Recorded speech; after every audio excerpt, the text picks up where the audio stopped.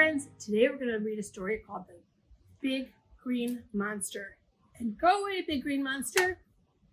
Here's a green monster face. And we're going to add lots of different characters like eyes, nose, and mouth.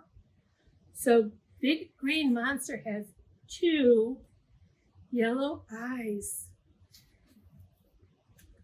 and a long bluish green nose and a big red mouth with sharp teeth. Oh, look at that. And 2 squiggly ears.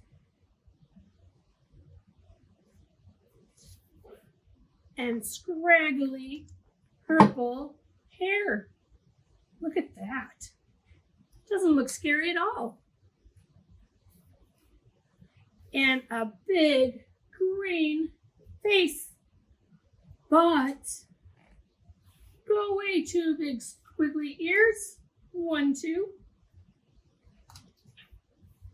Go away, long greenish blue nose.